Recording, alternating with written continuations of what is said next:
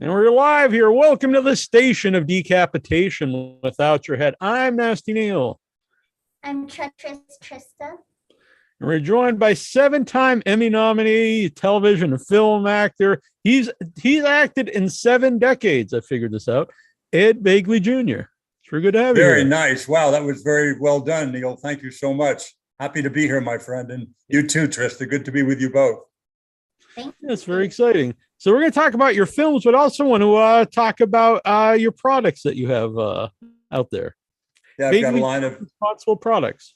That's right, non-toxic products. Since 1970, in the first Earth Day, tried to do what I can environmentally and often on a very strict budget because I was a broken, struggling actor. So I used vinegar and water and then baking soda, things like that to clean. But you want something that cleans a little better than that, but it's got to still be non-toxic. And we were able to do that. You have the best of both. Very good cleaning properties, and it's totally non-toxic. Very good. And that's on Amazon and Walmart, and it's coming in Chewy.com. I believe you can also get the links off your website. Yes, it's good stuff. Chewy has it. That's right. Amazon. Anywhere you go, you just type in Begley Cleaning, and it'll pop right up. If you put Begley Cleaning or Begley Cleaning Products, that's an extra word you probably don't need to add, but Begley Cleaning will do it. Yeah. Very good. And we'll talk a little bit more of that in a minute. Terrible Troy has joined us. Hello. Hello. Yeah. Hey, Troy, nothing terrible about you. You look very nice today. Thank you. I agree. A few weeks ago, I had Paul Schrader on the show about the 40th anniversary of Cat People. And so I was wondering how you got involved in Cat People. 2 words you just said, Paul Schrader. He's been so generous to me. He put me in Blue Collar many years ago. That was the first film I did with him, with Yaphet Kotto, Harvey Keitel, Richard Pryor. And then I got to be in Cat People. I got to be in Hardcore in a very small part. I was in Autofocus. Yeah, he's hired me a lot. I owe him a great deal. He's a wonderful writer, a wonderful director, and a dear friend, Paul Schrader. Give him my love when you talk to him. Yeah, it was a great guest. He was very open about some dark stuff in his past, and because he actually said Cat People led to him leaving Hollywood. I didn't know that, but I understand that might have happened. Yeah, when I think of the timeline, that sounds about right. Yeah, that's right, isn't it? Mm-hmm. And so, did you notice any of that? I don't know if you were. He talked about a lot of drug use during that movie. I don't know if you were involved in that scene at all, but did you notice anything like that? For that movie, by the time Cat People came around, we did that in 81 and came out in 82. I was clean and sober at that point. But before that, Blue Collar, there's a very interesting thing you can kind of notice if you watch Blue Collar closely, certainly as regards my character. I think it was Billy Joe or something like that. But I was often playing a guy who was stumbling out to his car and stumbling around the saloon. They had me play a drunk in a lot of the scenes. Can you guess why that was, Neal? Well, I guess it was it matched your personality. It was yeah, exactly. Why was Thomas Mitchell playing a drunk in so many scenes in movies that Thomas Mitchell did? I think there might be a reason. So I was wild. It wasn't just drinking. I did lots of everything back then, and I had a wild time, and most of it was fun. Then it became not fun by around, sometime after a Blue Collar, it started to get a little difficult and dangerous. I was not just drinking and using, I was operating a vehicle.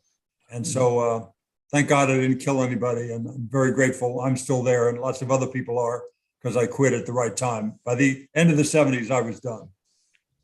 Something Paul talked about was initially was hard for him to write again once he got clean, because he didn't know if he could actually be creative without any drugs or alcohol. Did you have that problem? Or did Absolutely.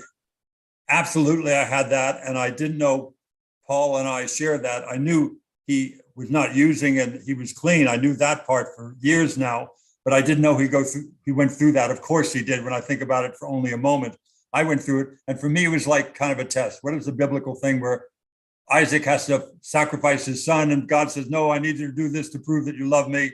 At the last minute, he goes, just kidding. So there's something like that for me. I was no longer funny. Definitely, for sure. I couldn't be funny after I got clean and sober for a while. Then suddenly I found myself on a set. I think it was at Universal on some, maybe Battlestar Galactica.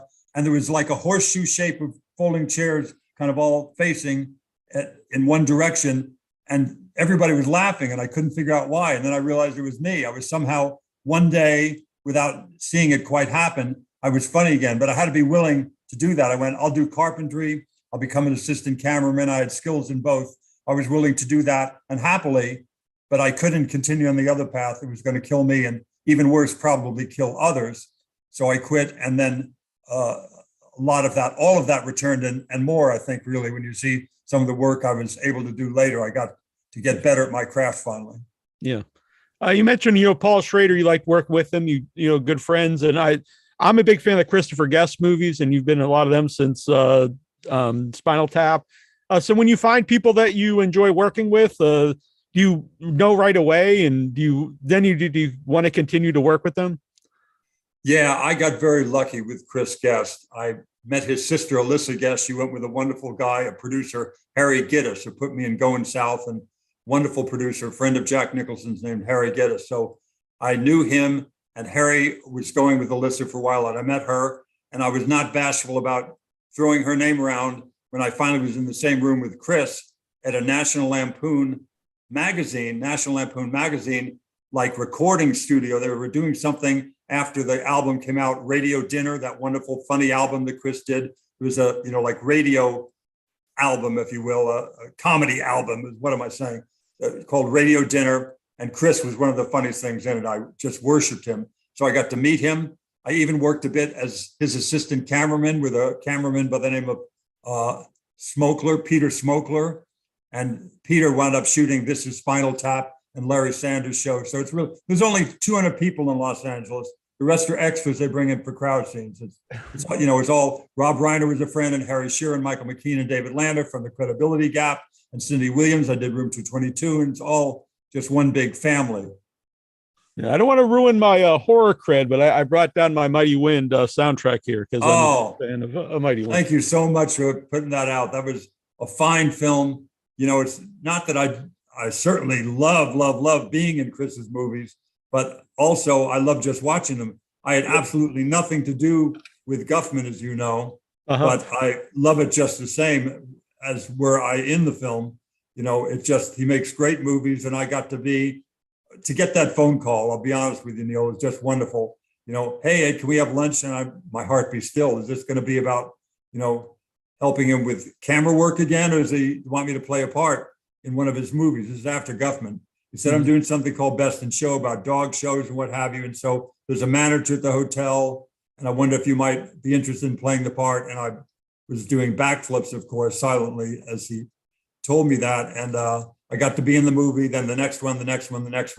And I've been in every one since Best in Show. So I'm very grateful to him. Yeah. How do those movies work?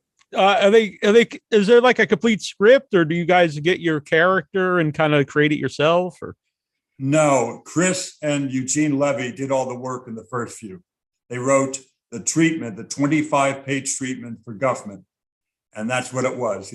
Such and such happened. They decided to mount a play, and they did this, and Corky goes over there. And that's it. Very little dialogue, some dialogue occasionally. And then he said this, punchline or something that's important to the story, but very light on dialogue, heavy on stage direction. And that's the work. They spent about a year or something on it, I think, on each one. Same thing with Best in Show, a year, him and Eugene. And Mighty Wind the same. And then Eugene was busy with Schitt's Creek or something, I don't know, doing other things. And then Jim Pittick fell happily into that slot with Chris, and they did, For Your Consideration, and they did, Mascots and Family Tree and all those things together, the wonderful Jim Pittick. So they do all the hard work. Then I get to go on to a set and have a party with Jane Lynch and Michael Higgins and Fred Willard, no longer Fred, of course, God bless that wonderful man. I've known him most of my life since the Ace Trucking Company. Great improv actor, great actor. But all those wonderful people, Chris being tops of the whole bunch, Catherine O'Hara, for God's sake, Eugene Levy. I mean, I just can't believe the people I get to work with. Mike Hitchcock, all of them in those shows, just extraordinary talent. But again, they do all the heavy lifting, doing the treatment. We come and have a party and play around. Mm-hmm. Yeah, I'm a big fan. I would like to see some more of them in the future. Yeah, those Me are too. the best. Thank you so much, Val. You're very welcome. Trista, do you have a question? Do you have any advice for aspiring actors? Yes, do lots of theater. If you're in a place where there's a good regional theater, get involved with them, community theater, anything. If you're quite young, high school, junior college theater, do lots of plays. Actors act, flute players play the flute, guitar players learn the chords and the riffs. I mean, you just do that. That's the most important thing. And then find that thing, that inner thing, that kind of secret, if you will, or that inner pain that you're trying to keep a lid in. It could be, you can call it conflict, you can call it pain, you can call it whatever you want, but how a character deals with pain or conflict is what's the most interesting thing to watch. Think about it, Meryl Streep and Sophie's Choice. You're watching that movie going, what's going on with this woman? What happened? What in God's name happened to this woman from Poland? And then you find out what Sophie's Choice was, and it's heartbreaking, of course. And that's the way it is in any work. You see somebody like Joaquin Phoenix in The Master with Philip Seymour Hoffman, and both of them. What is going on with these two? What's underneath those things? What's going on with Elizabeth Moss every week in Handmaid's Tale? You see these close-ups and, just amazing the kind of work that these actors do. Look at people like that. Look at Meryl, look at, Joaquin Phoenix, and see the work they're doing and try to find out how they're doing that. Read one of their books. But to find that inner pain and how you deal with it is the secret.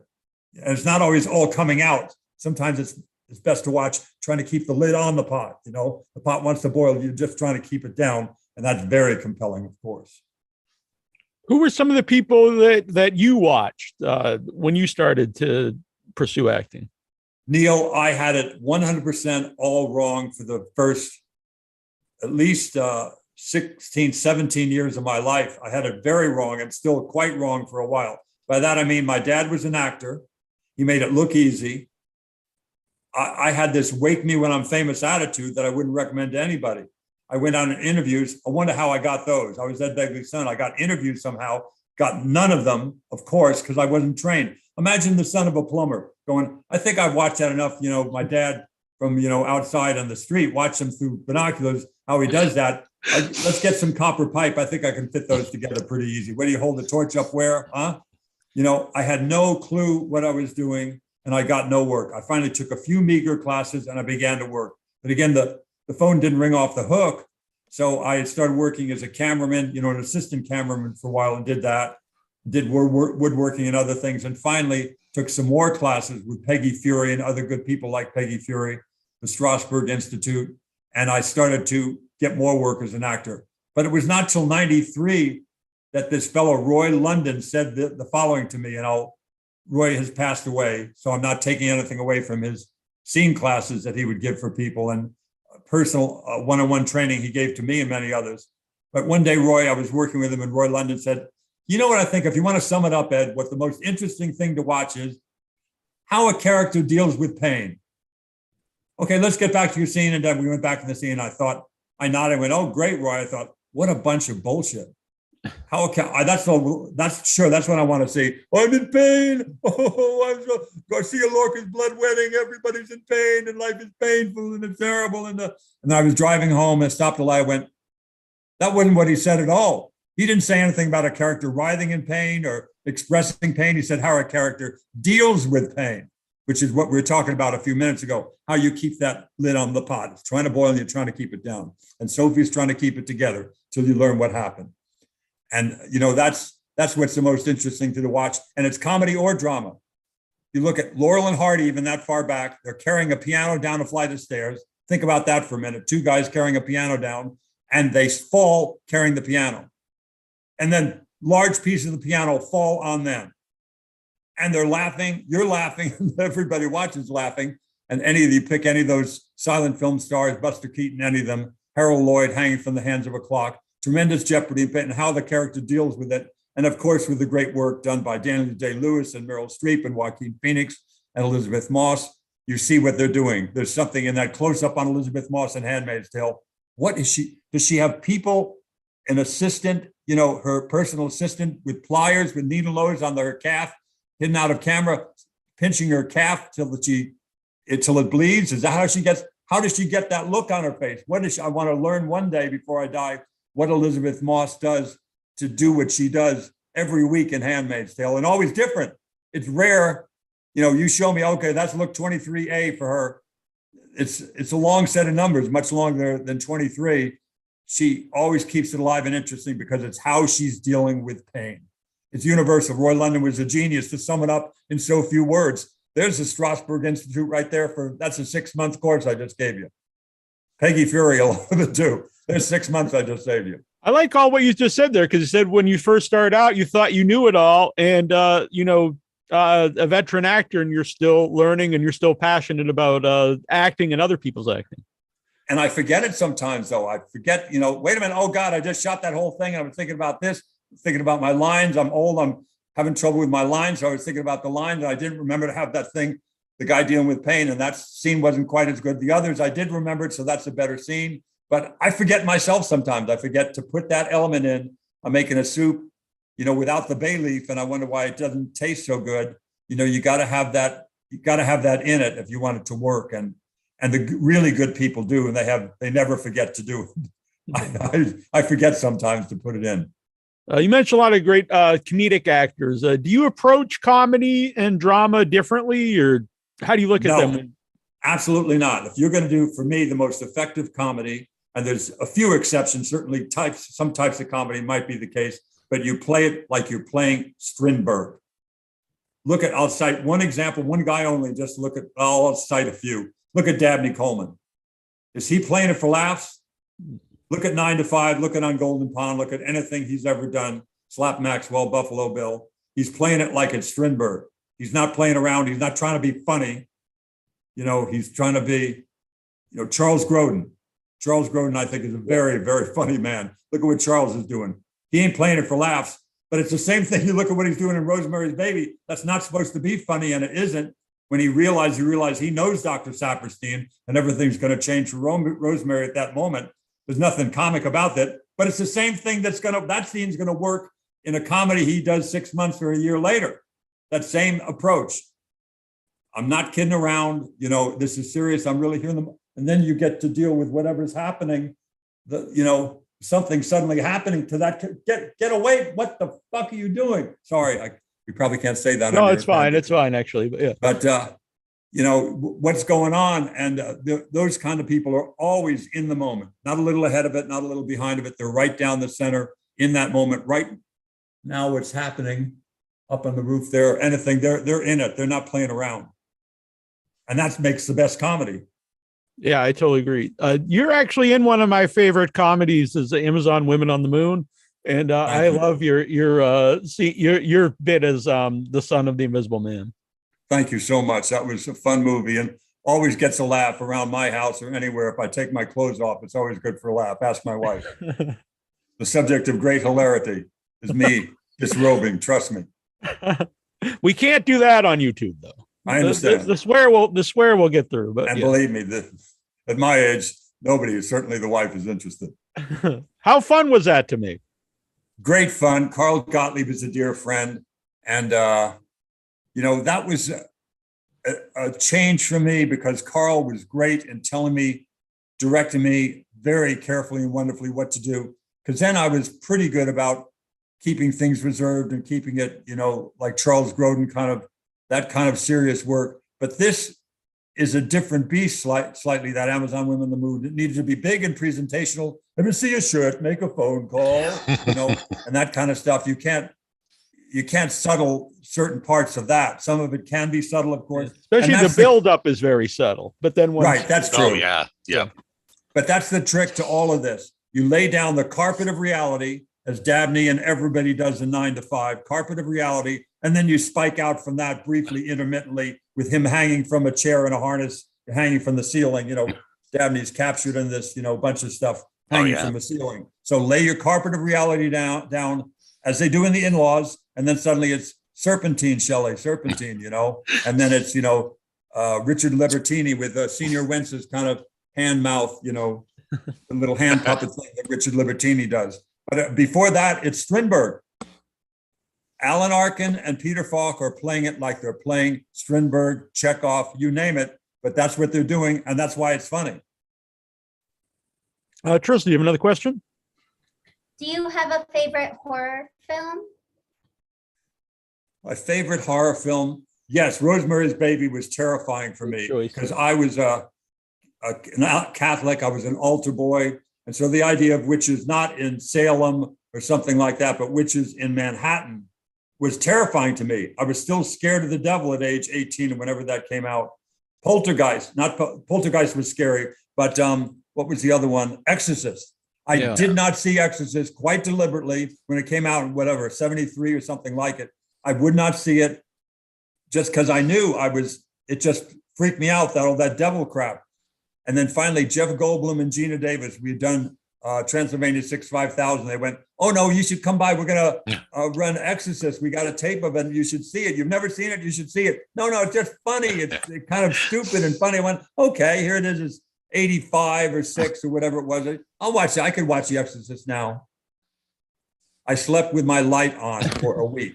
I'm a 36-year-old man. I slept with a light on after seeing The Exorcist.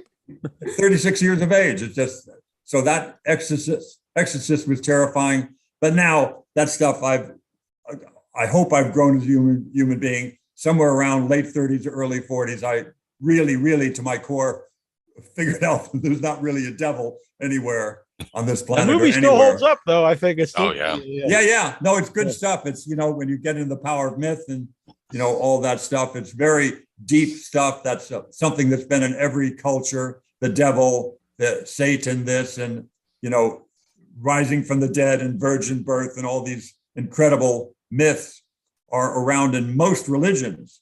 They really are. In much mythology, you see these things repeat about the devil and the angels. But none of course, is real. It's just crazy thinking back when we thought, the earth, that the sun revolved around the earth. We had a Ptolemaic view of the universe. So that's where we were at for a while. Mm-hmm. Yeah, I read the book for the first time last year. I think it might be my favorite horror novel. It's great. The Exorcist. Yeah, it's pretty good. Pretty scary. Yeah. Shining was scary to me. The book, The Shining was very scary. The movie was pretty scary too. Jack was wonderful in it. Shelley was wonderful. Everybody was wonderful. And I liked the movie, but the book was more terrifying than the movie. I read the book long before, of course, as everybody did. And it was like, Red Rum. When they got to Red Rum, again, light was on for several nights.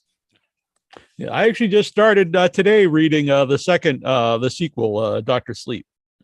Great. You mentioned Transylvania 65000. There's a lot of people sending questions. I'm just asking a couple, but one of them was from Ken Meehan. He wants to know, you and Jeff Goldblum made such an underrated comedy duo in Transylvania 65000. Were there any talks to do a sequel or any other project together? No, we've done other things together since. He had a TV show called something War Stories, and I did one episode of that. He did like 13 or something. I did one. What else have we worked on? We've done some other like PSA stuff together, Funny or Die thing together. We've probably done other, but he's like such a friend. I don't know why he's still speaking to me, to be honest with you. I dragged him through the mud since 1974 when I met him, luring him into these crazy projects like Transylvania 65000. He has me to thank for that.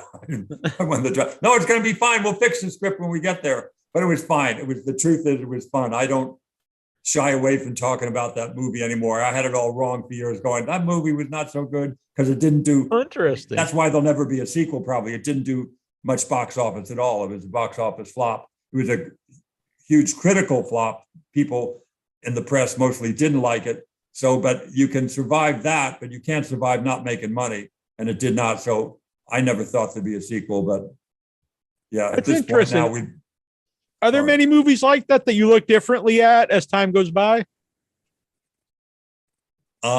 Yeah, Meet the Applegates was a movie that didn't make a lot of money when it came out either. Michael Lehman made a movie. Dabney's in that too with me, and Stockard Channing and me. We played these South American bugs that could blend in like a certain chameleon, kind of a beetle, a stick beetle or something, can blend into the background of the forest. We were able to blend into the American tapestry, if you will, and look human, but we're really bugs. And so we were coming to America to have a nuclear meltdown to kill everybody in the United States so that we could survive in the South American rainforest, because it had kind of an environmental theme, the thing. It's one of the reasons I did it. Michael Lehman is a great guy. And it was a very well-made, artistically well-made movie, but it just didn't grab any big, wide appeal. But yeah, I don't regret doing, I regret none of it. Every single thing, I don't want to get too woo-woo, but every single thing that happened to me, Neal, all was necessary for me to be seated in this chair right now with you. And it's sublime. It really is. Everything is great.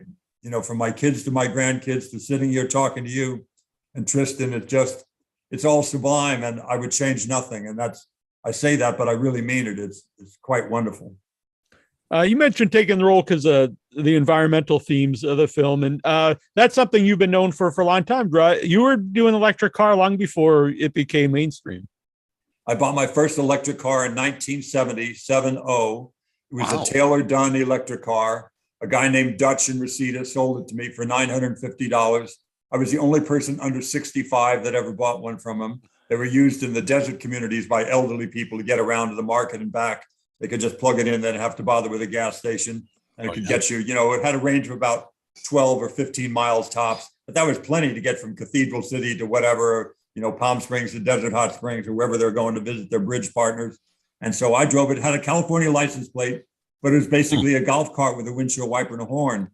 And I drove it for a while. And then I graduated up the transportation ladder to a Peugeot bicycle because it went further and faster. If you ate enough food, you could go 30, 40, 50 miles.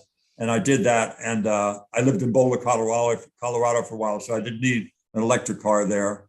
And but then I got them again. I rediscovered them a few years later and started driving them. And I haven't looked back since 1990. It's been only electric around LA. Then for long trips, I had a hybrid for a while, but now I've got a Tesla S, and it has a nearly 400-mile range, like 350 reliable miles. So I can drive cross country the way anybody can in a normal car, because you're going to stop anyway to use the bathroom or have a bite of lunch or breakfast or dinner. When I stop to eat, I plug it in. When I finish my meal, it's ready to go again. So no brainer. Was this something you've been interested in your whole life, the environment? Yeah, and there's a reason for that, Neal, and I'm glad you asked. There's a few bad reasons why I got involved and one very good one. Well, two good ones. The bad one was growing up in smoggy LA. It was horrible, choking smog in the 50s and 60s and for decades thereafter. So I did something to try to get involved and to clean it up. That was the bad thing. The other bad thing was the Cuyahoga River catching fire near Cleveland in 1969, just before the first Earth Day in 1970.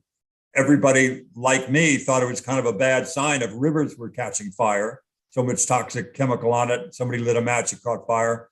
Those were the bad things. The good ones were every bit as powerful. My father died a few days before the first Earth Day, and he was a conservative that liked to conserve. We turned off the lights, we turned off the water, we saved string and tin foil. He was the son of Irish immigrants who lived through the Great Depression. So him passing away, I wanted to do something to honor him. And also I'd been a Boy Scout, so I got to see nature up close and personal. And I thought it was something worth preserving. So I got involved for some good and bad reasons. And I haven't looked back. I've been involved since 1970, and I would never go back to my old ways. In fact, more and more economical and more practical ways are being afforded me and many others to try. And most of them work. So when did Begley's Earth Responsible Products, when did that come about? When did you decide this is something I would like to do?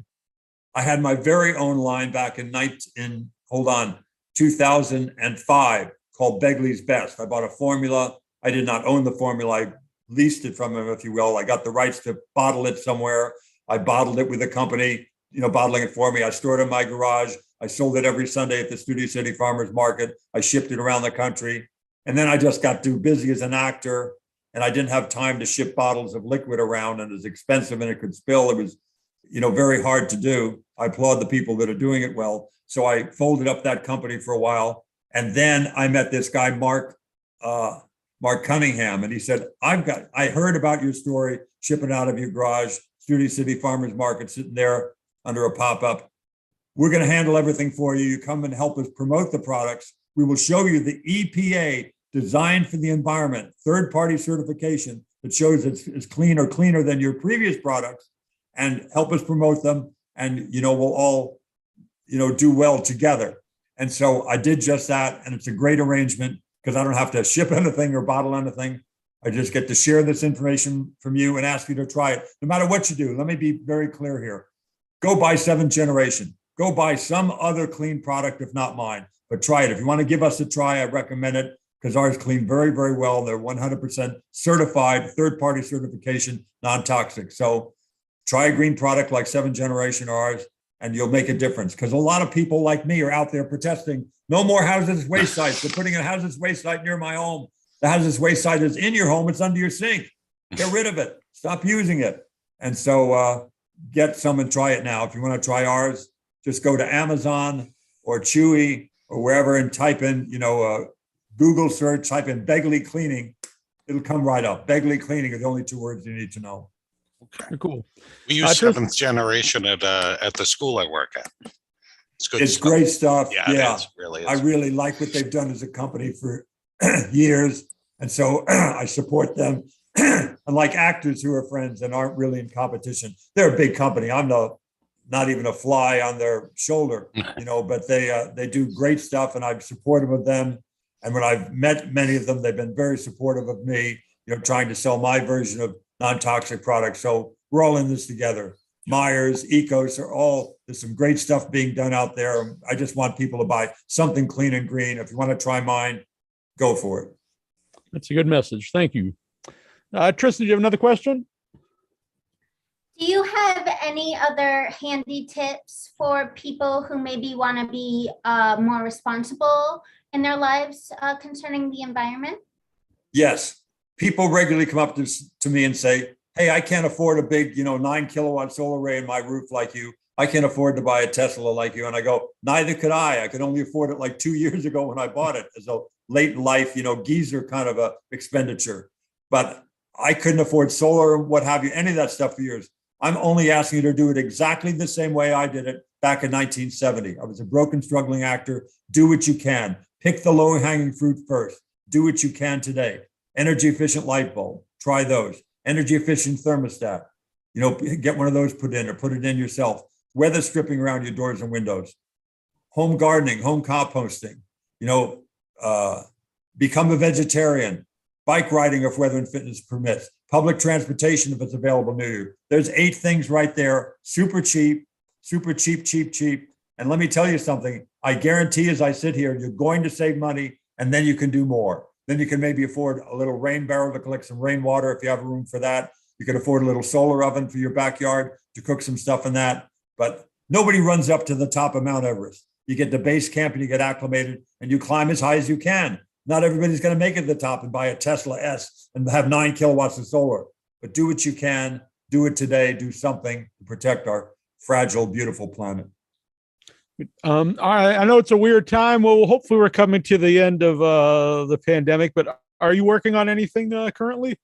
I'm doing Young Sheldon, a wonderful show on CBS with the great kid Ian, and Wallace Shawn and I are competing for the affections of Meemaw, played by Andy Potts. It's a well-written show. It's got a lot of heart. I do that regularly. In the past, have done some Better Call Saul. There's a new season coming that I can't wait to see. I'm looking forward to that. Yeah, I'm very excited by that. I did Mr. Mayor with Ted Danson. I'm doing Queer as Folk right now in New Orleans. I'm busy, but happy to take this time and talk to you. I'm so grateful I was able to do so, Neal. Thank you. We really appreciate you coming on today. Thank you all. Yeah, love to do it again sometime. sometime. So much, yeah. Anytime you say, pal. Thank you. Thank you. Join us next week when Ed Begley Jr. All right. Well, have a good night or a good day. You too. Thank you all. Thank you so much. Thank you. Thank everyone for watching. Good night, everybody. Good night. That was easy. You guys are good to talk to. Yeah. Well.